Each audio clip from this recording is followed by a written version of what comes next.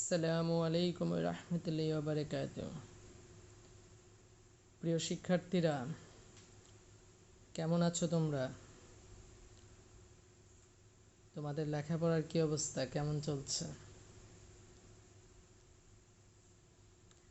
দেখো, এর আগে তোমাদের রসায়ন বিজ্ঞানের উপরে আমি 3টা ক্লাস নিয়েছিলাম।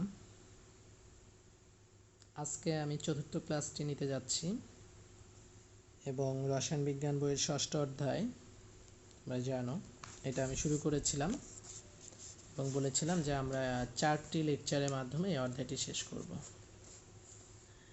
তো আমাদের এখানে বেশ কিছু আলোচ্য বিষয় ছিল, যেগুলোর মধ্যে প্রথমটি ছিল মোলের ধারণা, তারপরে ছিল হচ্ছে তোমার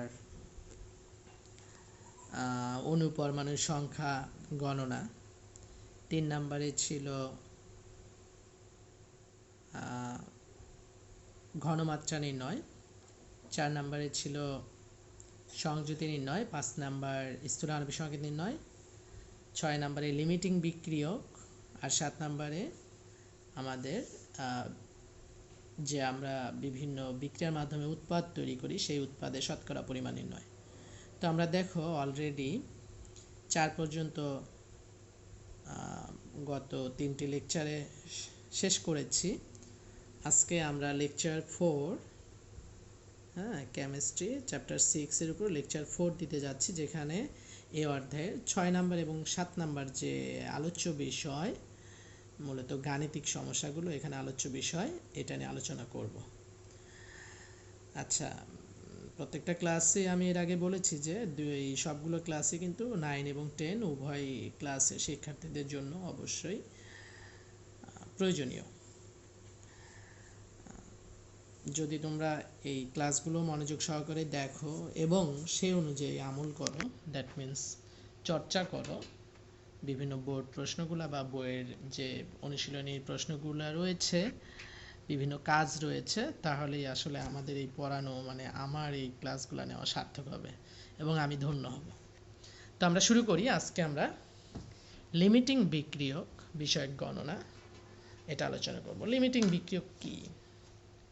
নামটা শুনলে একটু একটু বোঝা যায় যে লিমিটিং বিক্রিয়ক, ওই যে বলে না যে লিমিটেড অ্যামাউন্ট আছে, তাড়াতাড়ি নিয়ে যান না হলে শেষ হয়ে যাবে, বিভিন্ন অ্যাডে, চটকদার অ্যাডে বলে, তাই না?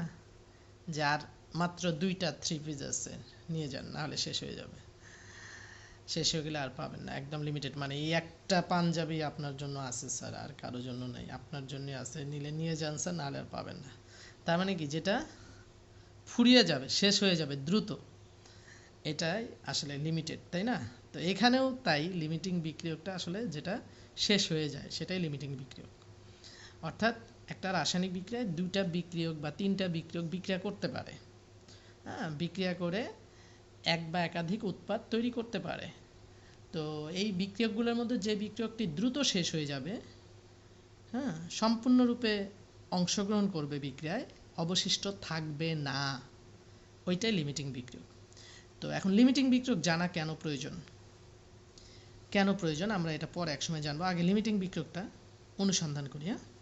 তোমাকে দেখো, একটা প্রশ্ন দেওয়া হয়েছে, পড়ো, যে 20 গ্রাম ম্যাগনেসিয়ামের সাথে 20 গ্রাম অক্সিজেন কি করা হলো, মিশ্রিত করা হলো। নিশ্চয়ই ম্যাগনেসিয়াম একটা ধাতু, অক্সিজেন একটা অধাতু, এরা সক্রিয়, তাই এরা রিয়াকশন করবে, বসে থাকবে না, ঠিক আছে? সক্রিয় ধাতু অধাতু তুমি একসাথে করবা আর ওরা বসে থাকবে, তা তো হয় না, বিক্রিয়া করবে। তো আমরা দেখি বিক্রিয়া করার পর প্রশ্ন হচ্ছে লিমিটিং বিক্রিয়ক চিহ্নিত করো। এই ম্যাগনেসিয়াম এবং অক্সিজেনের মধ্যে যে কোনো একটা তোমার সম্পূর্ণরূপে বিক্রিয়া যাবে, মানে অবশিষ্ট থাকবে না, এটা আমরা হিসাব করে বের করব। বের করতে পারলে আমি বলবো এটা লিমিটিং বিক্রিয়ক, আর বাকিটা লিমিটিং বিক্রিয়ক না। এটা একটা প্রশ্ন। আর 2 নাম্বার হচ্ছে অব্যবহৃত, মানে যেটা পড়ে থাকলো, কতটুকু পড়ে থাকলো সেটা আমরা বের করতে পারবো, ঠিক আছে? ওই অব্যবহৃত বিক্রিয়কের পরমাণুর সংখ্যা গণনা করতে বলছে, এটা আমরা বের করতে পারবো। তো আমরা শুরু করি, প্রথমটা আগে করি। 20 গ্রাম ম্যাগনেসিয়াম। তো আমরা শুরু করতে যাচ্ছি। ম্যাগনেসিয়াম আর অক্সিজেন এরকম লিখব। এই বিক্রিয়াটা তোমার পরিচিত, তাই এটা দিয়েছি। অনেক বড় বড় বিক্রিয়াতেও প্রশ্ন আসতে পারে, এমজিও। আচ্ছা, ক্লাস 8-এ তোমরা সমতাকরণ কিন্তু শিখছো, যারা 8 9-এর জন্য তো এটা কোনো ঘটনাই না। তুমি জানো ম্যাগনেসিয়াম অক্সিজেন একটা দ্বিপরমাণু অণু, তাই O2 দিতে আমি বাধ্য হয়েছি, কিন্তু ম্যাগনেসিয়াম কিন্তু দ্বিপরমাণু না, তাই এখানে 2 দেওয়াটা জরুরি না। এখন সংকেত লেখার সময় ম্যাগনেসিয়ামের যোজনী 2, অক্সিজেনের 2, 2 2 কাটা গেছে, গিয়ে MgO হয়েছে, কিন্তু সংখ্যা দেখো দুই পাশে এলোমেলো। ম্যাগনেসিয়াম একটা মিলছে, বাট অক্সিজেন 2টা, অক্সিজেন একটা, তাহলে আমার এখানে 2 দিতে হবে। এখন 2 এখানে দেওয়ার কোনো সুযোগ নেই, তাহলে 2 দিলে সবার আগে বাম পাশে দিতে হবে। দিলে ম্যাগনেসিয়াম কিন্তু 2টা হয়ে গেল। 2টা হয়ে গেলে এর আগে 2 দিতে হবে। এবার তুমি জানো এই কোনো সংখ্যার আগে যত লেখা আমি বলবো সেটা তত মোল। ভুল বুঝো না, মৌলও বইল না, মোল, ময়কার মো আর মোল, এই অর্ধের শুরুতেই ধারণা দেওয়া হয়েছে। তাহলে এটা কয় মোল বলো তো? 2 মোল। তাহলে আমি এর নিচে লিখবো 2 মোল, 2 মোল ম্যাগনেসিয়াম। আচ্ছা, আমি যদি এইভাবে লিখি তাহলে তোমাদের সুবিধা হবে। 2 মোল ম্যাগনেসিয়াম। আর এখানে অক্সিজেন কত বলো তো? 1 মোল অক্সিজেন। আর এখানে ম্যাগনেসিয়াম অক্সাইড কয় মোল বলো তো? 2 মোল। এটা আসলে আমার জরুরি না, কেননা কারণ লিমিটিং বিক্রিয়ক বের করবো তো আমার ম্যাগনেসিয়াম আর অক্সিজেনটা জানা দরকার। তাহলে 2 মোল ম্যাগনেসিয়াম সমান কত বলো তো? আচ্ছা তুমি বলো তো 1 মোল অক্সিজেন কত লিখবা তুমি? 16 দোকানে 32 গ্রাম। দেখো শুরুতে কিন্তু মোলের ধারণা দেওয়া হয়েছে। 1 কেন বললাম? কারণ এর আগে 1 লেখা, আর এটা কত? 2, এর জন্য 2 মোল। আচ্ছা এখানে পরমাণু লিখলে ভালো হতো, লিখি নেই, সমস্যা নেই। দেখো 2 মোল ম্যাগনেসিয়াম পরমাণু সমান কি লিখবো? 1 মোল ম্যাগনেসিয়াম সমান কত লিখতা তুমি? 24। আর 2 মোলের জন্য 2 দিয়ে গুণ দিবা, তাহলে এটা কত? 48 গ্রাম, আর এটা তো 32 গ্রাম। এবার ভালো করে নজর দাও, আমি যদি বিক্রিয়ার দিকে তাকাই তাহলে দেখতে পাই 48 গ্রাম ম্যাগনেসিয়াম বিক্রিয়া করে 32 গ্রাম অক্সিজেনের সাথে। কয় গ্রাম? 32 গ্রাম। তাহলে আমি এবারে এটা লিখব, 48 গ্রাম ম্যাগনেসিয়াম বিক্রিয়া করে 32 গ্রাম অক্সিজেনের সাথে। এখন তুমি বলতে পারো স্যার ওই উৎপাদের কোনো হিসাব টিসাব লাগবে না? না, লাগবে না। কেন? কারণ লিমিটিং বিক্রিয়ক বের করবো, আমার নামের মধ্যে তো আছে লিমিটিং বিক্রিয়ক, বিক্রিয়ক প্রয়োজন, উৎপাদ দরকার নেই। তাহলে 48 গ্রাম ম্যাগনেসিয়াম বিক্রিয়া করে 32 গ্রাম অক্সিজেনের সাথে, এটা হলো কি নির্ধারিত। কোথায় থেকে পাইছি? বিক্রিয়া থেকে। যেমন ধরো তুমি 1 কেজি গরু মাংস 550 টাকা, এখন তুমি কি 5 কেজি গরু মাংস কিনতে পারবা না? কিন্তু এটা কি স্ট্যান্ডার্ড যে 1 কেজি গরু মাংস 500, 550। আপনি এখন আধা কেজি নিতে পারেন, 2 কেজি নিতে পারেন, 10 কেজি নিতে পারেন, 20 কেজি নিতে পারেন, 7.5 কেজি নিতে পারেন, 8 কেজি নিতে পারেন। তো আমার এইটা হচ্ছে আমি পেয়ে গেছি। কোথায় থেকে পাইছি বলো তো? এই যে বিক্রিয়া থেকে, বিক্রিয়া থেকে এটা আমি পাবো। এটা হলো আমার আদর্শ লাইন, 1 কেজি গরুর মাংস, এরকম আর কি। আর এখন তোমাকে সাপ্লাই দেওয়া হয়েছে কতটুকু ম্যাগনেসিয়াম বলো? 20 গ্রাম ম্যাগনেসিয়াম, 20 গ্রাম অক্সিজেন। এখন আমি লিখলাম কি 48 গ্রাম ম্যাগনেসিয়াম বিক্রিয়া করে 32 গ্রাম অক্সিজেনের সাথে। তাহলে আমার 1 গ্রাম ম্যাগনেসিয়াম বিক্রিয়া করবে কতর সাথে বলো তো? কম। তাহলে ভাগ হবে 32 ভাগ 48। এখন আমাকে ম্যাগনেসিয়াম কত গ্রাম সাপ্লাই দেওয়া হয়েছে? 20 গ্রাম। তাহলে 20 গ্রাম ম্যাগনেসিয়াম বিক্রিয়া করে 32 গুণন 20 ভাগ 48 গ্রাম অক্সিজেনের সাথে। তাহলে আমি ক্যালকুলেট করি, 32 গুণন 20,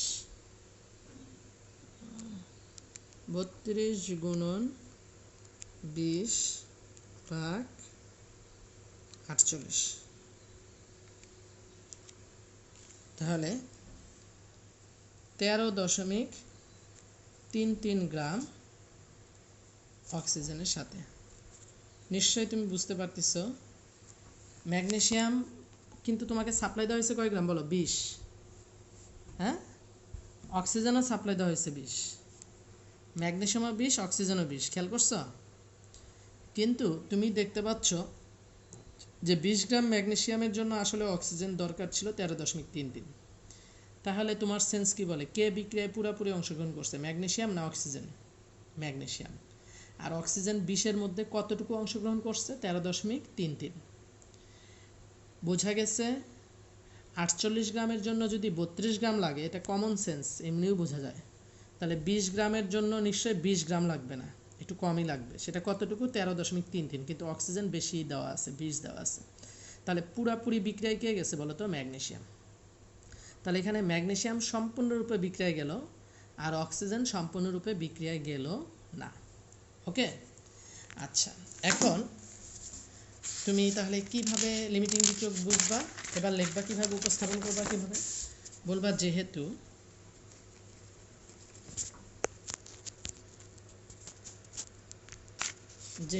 20 গ্রাম ম্যাগনেসিয়াম সম্পূর্ণরূপে বিক্রিয়া করে নিঃশেষ হয়ে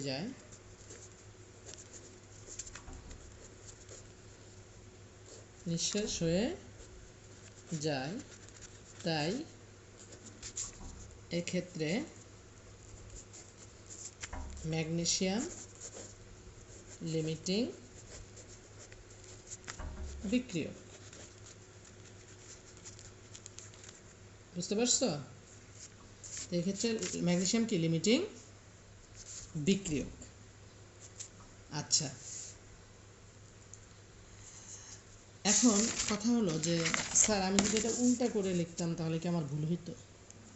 ধরো কেউ যদি লেখে যে 32 গ্রাম অক্সিজেন বিক্রিয়া করে 48 গ্রাম ম্যাগনেসিয়ামের সাথে, তাহলে 1 গ্রাম অক্সিজেন বিক্রিয়া করে 48 ভাগ 32 গ্রাম ম্যাগনেসিয়ামের সাথে, মানে উল্টাও লিখলে হইতো। তাহলে 20 গ্রাম অক্সিজেন বিক্রিয়া করে, তখন দেখতে এখানে বেশি পরিমাণ লাগতো, হ্যাঁ, ম্যাগনেসিয়াম বেশি লাগতো। তাহলেও কিন্তু বোঝা যায় যে ম্যাগনেসিয়াম বেশি লাগতেছে মানে কি? তার মানে অক্সিজেন বেশি দেওয়া আছে দেখেই ম্যাগনেসিয়াম বেশি লাগতেছে। তার মানে ম্যাগনেসিয়াম এখানে বেশি লাগার অর্থ হচ্ছে ম্যাগনেসিয়াম আলটিমেটলি এই যে সাপ্লাই দেওয়া আছে এর মধ্যে ম্যাগনেসিয়াম কম আছে দেখেই ম্যাগনেসিয়ামের পরিমাণটা এখানে তখন বেশি দেখাবে। হ্যাঁ, মানে এইভাবে লিখলে তো কোনো সমস্যা নেই, বোঝাই যাচ্ছে যে অক্সিজেন অবশিষ্ট থেকে যাচ্ছে, ম্যাগনেসিয়াম পুরোপুরি বিক্রিয়া করতেছে। কিন্তু আমার কথা যদি কেউ উল্টা করে লেখে যে 20 গ্রাম, স্যার উল্টা লিখবো, 32 গ্রাম অক্সিজেন বিক্রিয়া করে, আমি লিখছি কি 48 গ্রাম ম্যাগনেসিয়াম বিক্রিয়া করে 32 গ্রাম অক্সিজেন সাথে। তুমি বলতে পারো যে স্যার আমি এটা লিখবো না, আমি লিখবো 32 গ্রাম অক্সিজেন বিক্রিয়া করে 48 গ্রাম ম্যাগনেসিয়ামের সাথে। সেই ক্ষেত্রে আমার কি আসবে? সেই ক্ষেত্রে অবশ্যই তুমি বুঝতেই পারতেছো এখানে কি 20 আসবে না, 20-এর চেয়ে, এটা তো 13 অক্সিজেন, এখানে তখন ম্যাগনেসিয়াম হয়ে যাবে, তাই না? তখন এখানে দেখবা 20 ওভারকাম করে ফেলবে। কেন ওভারকাম করবে?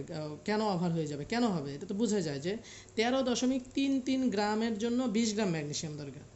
তো এখন তুমি যদি 20 গ্রাম অক্সিজেন ইউজ করো তাহলে নিশ্চয়ই 20 গ্রাম ম্যাগনেসিয়ামের জন্য 13.33, তাহলে উল্টা বলি 13.33-এর জন্য অক্সিজেনের জন্য 20 গ্রাম ম্যাগনেসিয়াম, তাহলে 20 গ্রাম অক্সিজেনের জন্য কি 20 গ্রাম ম্যাগনেসিয়াম হবে? বেশি লাগবে না? হ্যাঁ, বেশি লাগবে। ওখান থেকেও কিন্তু আমরা বুঝতে পারি যে এই ক্ষেত্রে লিমিটিং বিক্রিয়কটা অবশ্যই ম্যাগনেসিয়াম। তাহলে দ্যাট মিন্স যেটা শেষ হয়ে যাচ্ছে সেটাই আসলে লিমিটিং বিক্রিয়ক, আর যেটা শেষ হয়ে যায় সেই কিন্তু পুরোপুরি বিক্রিয়া অংশগ্রহণ করে। পুরোপুরি অংশগ্রহণ করে এই কথার মিনিং কি? এই কথার মিনিং হচ্ছে আমি যেটুক সাপ্লাই দিচ্ছি, এখানে সাপ্লাই কি? সাপ্লাই হচ্ছে ম্যাগনেসিয়াম আর অক্সিজেন, কত গ্রাম করে? 20 গ্রাম। 48 আর 32 এটা কিন্তু সাপ্লাই না, এটা হচ্ছে থিওরি, যেমন এটা স্ট্যান্ডার্ড। যেমন 1 কেজি গরুর মাংস কি 550 টাকা, এখন তোমার কেনার সামর্থ্য আছে 10 কেজি, হ্যাঁ, আবার কারো সামর্থ্য আছে আধা কেজি, হ্যাঁ, তাহলে সাপ্লাই কত? সাপ্লাই হচ্ছে 10 কেজির, সাপ্লাই কত? আধা কেজি। আর স্ট্যান্ডার্ড কত? এটা সেরকম এখানে 32-48 এটা কিন্তু স্ট্যান্ডার্ড, এটা সাপ্লাই না। সাপ্লাই কত? 20 গ্রাম ম্যাগনেসিয়াম, 20 গ্রাম অক্সিজেন। তা আমি এই স্ট্যান্ডার্ডের সাথে কম্পেয়ার করে দেখলাম 20 গ্রাম ম্যাগনেসিয়ামের জন্য আমার অক্সিজেন প্রয়োজন কত বলো তো? 13.33 গ্রাম। তার মানে অক্সিজেন আমার পুরাপুরি বিক্রিয়ায় যাচ্ছে না, কিছু থেকে যাচ্ছে, আর ম্যাগনেসিয়াম পুরাপুরি বিক্রিয়ায় চলে যাবে। যেটা কম থাকবে সেটা সম্পূর্ণরূপে বিক্রিয়া অংশগ্রহণ করবে, আর যেটা কম থাকবে সেটা বিক্রিয়া অংশগ্রহণ করবে, এবং ওইটাই হচ্ছে লিমিটিং বিক্রিয়ক। এখন কথা হলো এমনি একটু জেনে নেই লিমিটিং বিক্রিয়ক কেন জানা দরকার। লিমিটিং বিক্রিয়ক এই জন্য জানা দরকার যে তুমি যখন উৎপাদের পরিমাণ হিসাব করবা, তখন কিন্তু তোমার লিমিটিং বিক্রিয়ক থেকে হিসাব করতে হবে। তুমি যদি বিক্রিয়ক থেকে ধরো যেটা লিমিটিং বিক্রিয়ক না ওইটা থেকে যদি হিসাব করো তাহলে ভুল হবে। তোমাকে আমি একটা এক্সাম্পল দিই। ধরো তুমি পিঠা খাওয়ার জন্য তুমি বাসায় করছো কি, তোমার আম্মুর কাছে আটা আর চিনি নিয়ে গেছো, হ্যাঁ, তুমি 5 কেজি আটা নিয়ে গেছো, 5 কেজি চিনি নিয়ে গেছো, ঠিক আছে? 5 কেজি আটা, 5 কেজি চিনি, মনোযোগ দিয়ে শুনবা। ধরো 1 কেজি আটা থেকে 20টি পিঠা হয়। কয়টা? 20টি। আর 1 কেজি চিনি থেকে 40টা পিঠা হয়। এবার তুমি বলো তো কোনটা থেকে পিঠা হিসাব করবা যে কয়টা পিঠা হবে, কোনটা থেকে হিসাব করা বুদ্ধিমানের কাজ হবে? নিশ্চয়ই আটা থেকে। কেন? আটা থেকে পিঠা হিসাব করলে বুদ্ধিমানের কাজ হবে, কারণ আচ্ছা তুমি বলতে পারো আমি চিনি সব দিব। চিনি সব দেওয়া যাবে না। চিনি একটা নির্দিষ্ট মাত্রার মিষ্টি পিঠার জন্য তোমার 1 কেজি চিনি থেকে তুমি 40টা পিঠা পাবা। আমি আবার বলতেছি 1 কেজি চিনি থেকে কয়টা পিঠা পাওয়া সম্ভব? 40টা। তাহলে বলো 5 কেজি আটা থেকে তুমি পিঠা পাবা কত? 1 কেজি আটা থেকে পাবা 20টা, তাহলে 5 কেজি আটা থেকে পাবা 100টা পিঠা। আর 1 কেজি চিনি থেকে পাবা 40টা পিঠা, তাহলে 5 কেজি চিনি থেকে কয়টা পাবা? 4 5 20, 200টা পিঠা। এখন তুমি যদি মনে করো যে আমি 200টা পিঠা পাবো, তাহলে তোমার হিসাবটা ভুল কিনা বলো? ভুল। কেন ভুল? কারণ চিনি পুরাটা ব্যবহৃত হবে না, চিনি থেকে যাবে। তুমি আমি আবারও বলতেছি তুমি ইচ্ছা মতো মিষ্টি দিতে পারবা না। বলে দিলাম যে মিষ্টি কিন্তু এই মাত্রার হবে, এর চেয়ে বেশি মিষ্টি হলে আমি খাবো না। ঠিক আছে? তাহলে তুমি কোথায় থেকে পিঠার হিসাবটা করবা বলো? আটা থেকে। অর্থাৎ আটা তোমার পুরাপুরি ব্যবহৃত হচ্ছে এবং এইটা থেকে পিঠার হিসাব সংখ্যাটা হিসাব করাই বুদ্ধিমানের কাজ। আর যে চিনি থেকে হিসাব করবে, হ্যাঁ, সে বোকামি করবে। কারণ চিনি, হ্যাঁ, সে ভাবতেছে আমি 40টা পিঠা পাবো 1 কেজি চিনিতে, তাহলে আমি পিঠা পাবো 200টি, কারণ আমি 5 কেজি চিনি দিয়েছি। কিন্তু চিনি তো অব্যবহৃত থাকবে, অবশিষ্ট থাকবে। তাহলে আমার এখানে উৎপাদ হচ্ছে পিঠা, আর বিক্রিয়ককে বলতো চিনি আর আটা। এই চিনি আর আটার মধ্যে যেটা কম থাকবে ওইটা থেকেই উৎপাদিত পিঠার সংখ্যা কাউন্ট করলে কাউন্টিংটা সঠিক হবে, আদারওয়াইজ এটা ভুল হবে। এই জন্য চিনি আটা কেনার সময় হিসাব করে কিনবা এবং সেই অনুযায়ী যদি মেহমান দাওয়াত করে খাওয়াইতে চাও ওই অনুযায়ী দাওয়াত করবা। বোঝা গেছে? Be careful. তাহলে আমরা কোথায় থেকে বলতো উৎপাদের সঠিক হিসাবটা পাবো? নিশ্চয়ই লিমিটিং বিক্রিয়ক থেকে। তাহলে আটা আর চিনির উদাহরণে যদি আবার যাই, তাহলে এখানে লিমিটিং বিক্রিয়ক কে বলো? লিমিটিং বিক্রিয়ক হচ্ছে আটা। সেরকম এখানে কে শেষ হয়ে গেছে? ম্যাগনেসিয়াম। তাহলে ম্যাগনেসিয়াম হচ্ছে লিমিটিং বিক্রিয়ক। এবার আমার দ্বিতীয় প্রশ্নটা ছিল যে অব্যবহৃত বিক্রিয়কের পরমাণু সংখ্যা গণনা করো। আচ্ছা, তাহলে অব্যবহৃত বিক্রিয়ক কে বলো তো? তুমি অলরেডি বুঝে গেছো, অব্যবহৃত অথবা অবশিষ্ট একই কথা কিন্তু। হ্যাঁ, অবশিষ্ট বিক্রিয়ক অক্সিজেনের পরিমাণ হচ্ছে কত বলো? অক্সিজেন নেওয়া হয়েছিল কত? 20, আর রিয়াকশন করছে কত? 13.33। তাহলে 20 থেকে এটা বিয়োগ করবে। বিয়োগ করলে হবে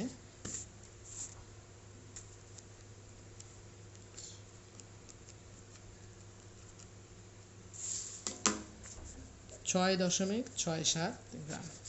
এবার একটা মজার বিষয়, ওই যে প্রথম দ্বিতীয় যে অঙ্ক করছিলাম ওটা যাব।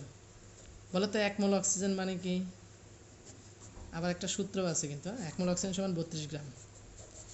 আর এই 32 গ্রাম মানে কয়টা অণু থাকে? 6.023 × 10⁻23টি অণু থাকে। এবার তুমি কি বুঝতে পারতেছো কি করলে অঙ্ক হয়ে যাবে? 32 গ্রাম অক্সিজেনে অণু থাকে 6.023 × 10⁻23টি। তাহলে 1 গ্রাম অক্সিজেনে অণু থাকে 6.023 × 10⁻23 যেন কত? 6.67 অণু থাকে 023 × 10⁻23 গুণন 6.67 ভাগ কত? 32।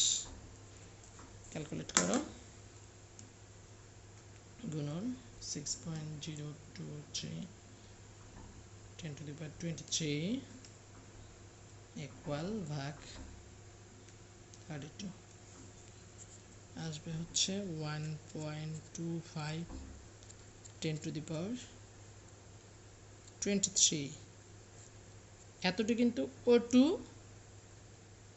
অণু, বি কেয়ারফুল। কিন্তু প্রশ্ন করা হয়েছে কি বলতো, পরমাণু। তাহলে বলতো কত দ্বিগুণ দিবা, এটাকে 1.25 10⁻23 ইন্টু 2, এতটি কি হয়ে যাবে পরমাণু। ঠিক আছে, তাহলে এইটা তুমি পেয়ে গেলে। ওকে, আচ্ছা আরেকবার দেখো শুরু থেকে। অব্যবহৃত বা অবশিষ্ট বিক্রিয়ক অক্সিজেনের পরিমাণ, কারণ বিক্রিয়ক হিসেবে বিক্রিয়ক দুটো এখানে ম্যাগনেসিয়াম আর অক্সিজেন, কে অব্যবহৃত থাকতেছে, অক্সিজেন। বিক্রিয়া করতেছে মানে ব্যবহৃত হচ্ছে, আর যেটুক টোটাল সাপ্লাইয়ের মধ্যে যেটা বিক্রিয়ায় যাচ্ছে না ওটাই অব্যবহৃত বা অবশিষ্টও বলতে পারো, অনেক সময় অবশিষ্ট দিয়ে প্রশ্ন আসে, এই জন্য আমি অবশিষ্ট লিখে দিলাম। অব্যবহৃত বা অবশিষ্ট বিক্রিয়ক অক্সিজেনের পরিমাণ হচ্ছে 20-13.33 মানে 6.67 গ্রাম। তাহলে আমরা জানি এখন আমরা এই 6.67 গ্রামে কয়টা পরমাণু আছে এটা বের করব। তো তার আগে আমরা এইটা কাজে লাগাবো। 1 মোল অক্সিজেন সমান 32 গ্রাম সমান 6.023 × 10⁻23টি অণু। তাহলে আমি লিখতে পারি 32 গ্রাম অক্সিজেনে অণু থাকে, 6.023 × 10⁻23টি। 1 গ্রামে কত, 6.67 গ্রামে কত। ঐকিক নিয়মে করলে যেটা বের হবে, প্রথমে বের হবে অণু, তারপর এটাকে 2 দিয়ে গুণ করলে এটা হয়ে যাবে কি, পরমাণু। ওকে, তো এই ক্যাটাগরি বেশ কিছু অঙ্ক তুমি পাবে, এগুলো করে ফেলবে। ওকে, আচ্ছা এরপর আমরা যে টপিকসে যাব এটা হচ্ছে লাস্ট টপিকস। দেখো 7 নম্বর,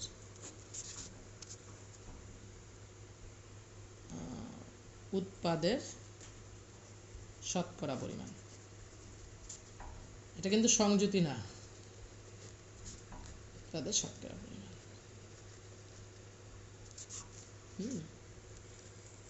তোমাকে বলা হলো যে এটা বই থেকে করাই দিই, বই অঙ্কটা আছে সুন্দরভাবে।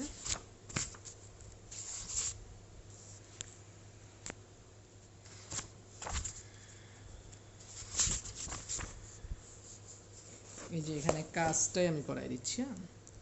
বলা হচ্ছে 80 গ্রাম ক্যালসিয়াম কার্বনেটকে, এটা কত পেজের কাজ, 135। খুবই সহজ, খেয়াল করবে সবাই। আমি এখানে করাই দিচ্ছি। প্রশ্ন, কাজ, বই, পেজ হচ্ছে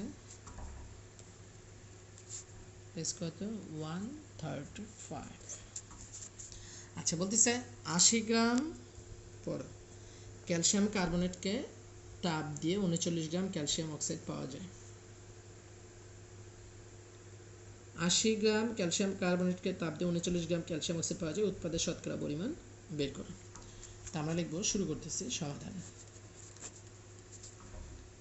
এই ক্যালসিয়াম কার্বনেট তাপ দিব, এটা ত্রিভুজ চিহ্ন দ্বারা কেমিস্ট্রিতে তাপ বোঝানো হয়। ক্যালসিয়াম অক্সাইড কার্বন অক্সাইড, খেয়াল করো একটা বিষয় হচ্ছে এটা গ্যাস, বুঝছো, এটা উড়ে চলে যাবে, এটা উড়ে চলে যাবে, তাহলে পরে থাকবে কে, ক্যালসিয়াম অক্সাইড। এটা সলিড, জায়গা নেই তাই গ্যাস লিখতে পারলাম না, দুঃখিত। আচ্ছা লিখে দিচ্ছি গ্যাস, সলিড, এটা কিন্তু সলিড। হ্যাঁ, আচ্ছা এটা সামনে কত লেখা, কিছুই নেই, 1 মোল। তাহলে 1 মোল মানে কি জানো, এটা হিসাব করবা, ক্যালসিয়াম 40, কার্বন 12, অক্সিজেন 16 গুণন 3, এত গ্রাম সমান হচ্ছে 100 গ্রাম। হিসাব করে নিও, 3 × 48, 12, 60, 48, 100। এটাও 1 মোল, এটা কত, 40 + 16, 56 গ্রাম। তাহলে 100 গ্রাম, এই প্রশ্নের ভাষা অনুযায়ী 100 গ্রাম ক্যালসিয়াম কার্বনেটকে তাপ দিলে 56 গ্রাম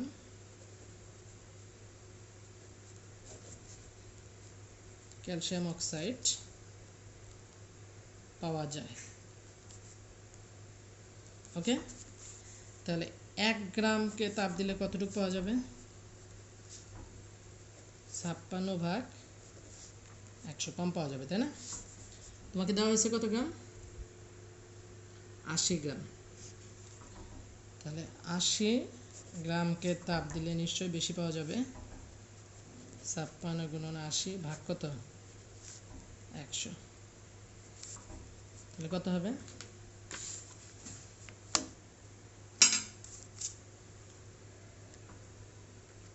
56 × 80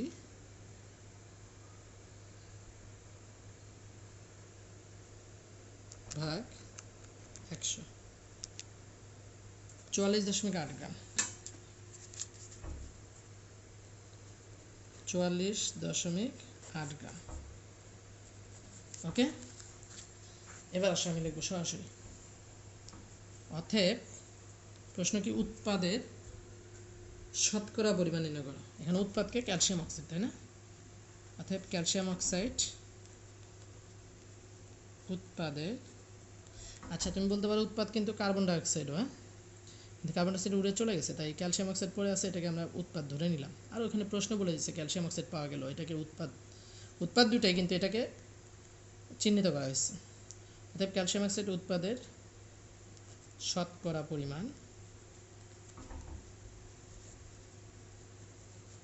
লেখা আমরা ইকুয়াল দিব, দিয়ে লিখব। এখানে বইয়ে যে ভাষাটা লিখছি আমি ওটা লিখবো না, ওটাই লিখবো একটু অন্যভাবে। দেখো, লিখব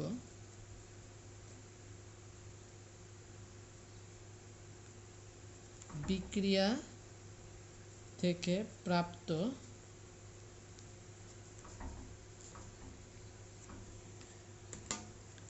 প্রকৃত উৎপাদের পরিমাণ।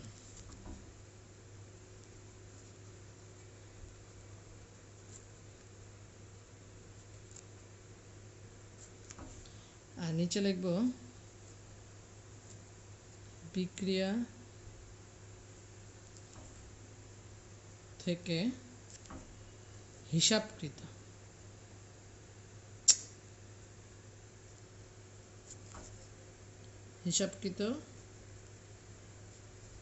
উৎপাদের পরিমাণ।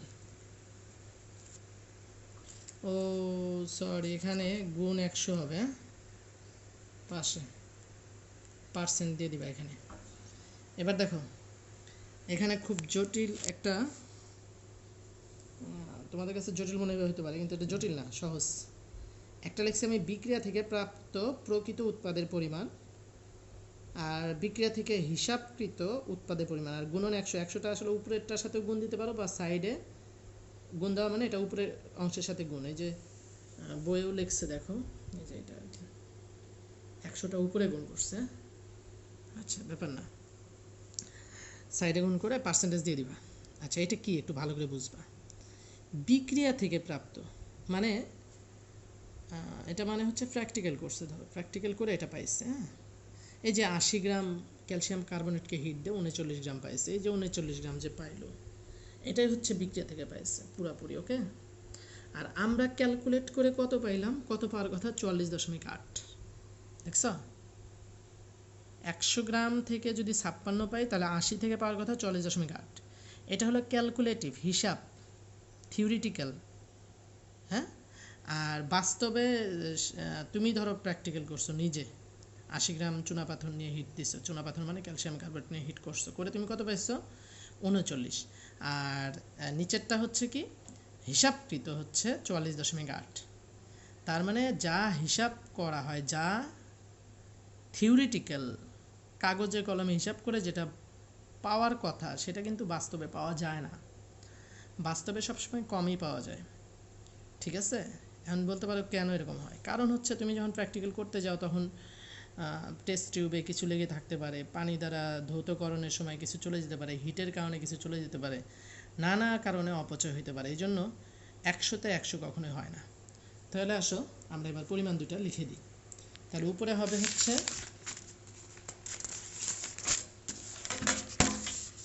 হবে হচ্ছে 39 গ্রাম, নিচে 44.8 গ্রাম, আর গুণন কত 100%।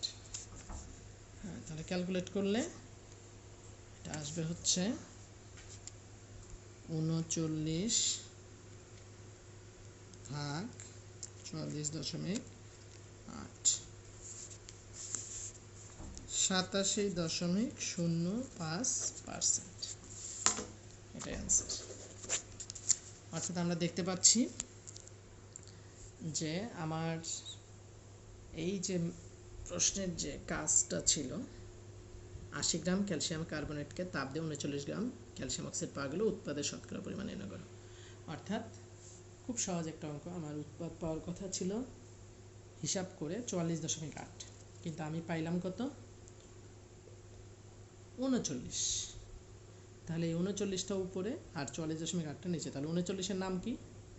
39 হচ্ছে প্রকৃত উৎপাদ, যেটা আমরা বিক্রিয়া করে পাইছি, আর 44.8 কি? এটা হলো হিসাবকৃত উৎপাদ। এটা পাওয়ার কথা, এটা থিওরিটিক্যাল, এটা পাওয়া যায় না। হ্যাঁ, আর ঠিক আছে, তাহলে আমার টোটাল পাচ্ছি 87.05%। অর্থাৎ আমি শতকরা 80 গ্রাম থেকে যেটা পাচ্ছি সেটাই 100তে কত পাচ্ছি, এটাই তো শতকরা। ওকে, যদি ঐকিক নিয়মে করতাম তাহলে লিখতাম কি 44.8-এ পাওয়া যায় 39, একে কত 100তে কত। ঠিক আছে, তো আমরা পাচ্ছি 87.05%। দ্যাট মিনস 100% পাচ্ছি না। ওকে, তো এইভাবে ক্যালকুলেট করে তুমি সর্বোচ্চ 100 কখনোই পাবা না, 100 অ্যারাউন্ড হতে পারে, আবার 100-র বেশি হবে না, তাহলে ভেজাল থাকবে। আচ্ছা, তাহলে বলো তো আমাদের এখানে অপচয় হয়েছে কতটুকু? আমি যদি এই প্রশ্নে বলতাম যে উৎপাদের শতকরা পরিমাণ বের করো, এটা না বলে বলতাম যে এই বিক্রিয়ায় কি পরিমাণ উৎপাদের অপচয় হয়েছে নির্ণয় করো, তাহলে তুমি কি করবে? 100 থেকে এটা বিয়োগ করবা 87.05। ওকে, তাহলে তুমি 12.95% অপচয় পেয়ে যাবে। ঠিক আছে, তো তোমরা এখানে আরেকটা অঙ্ক অলরেডি করে দেওয়া আছে, এটা নিচেটা করে নিবা, এখন বুঝবা, আশা করি সমস্যা হবে না।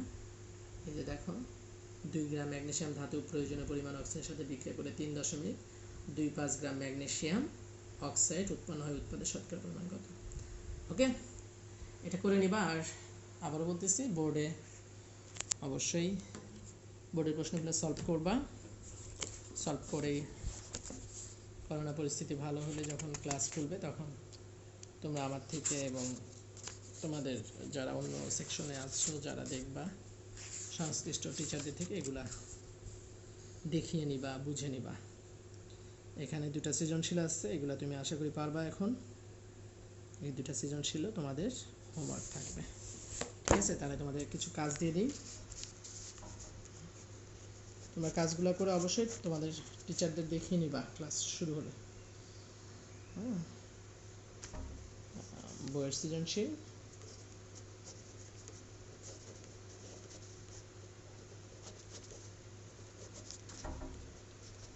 1-2 আর বোর্ডের সৃজনশীল। ঠিক আছে, কিছু কিছু অঙ্ক অবশ্যই তুমি ঝামেলা পড়ে যাবা,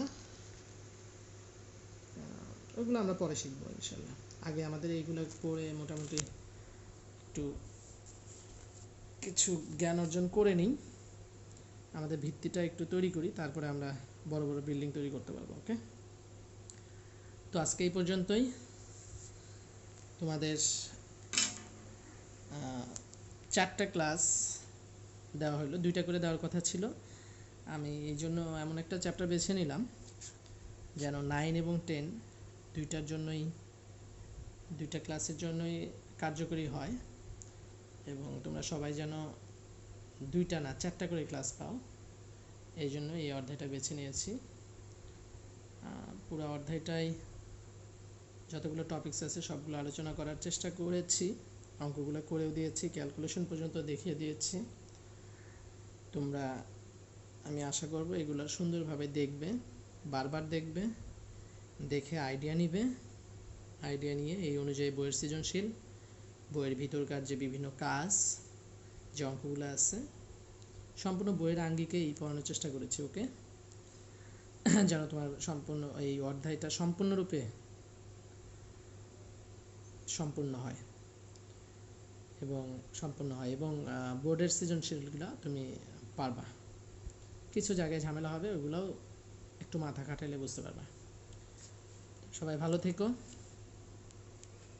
সবাইকে ভালো রেখো। আল্লাহ হাফিজ।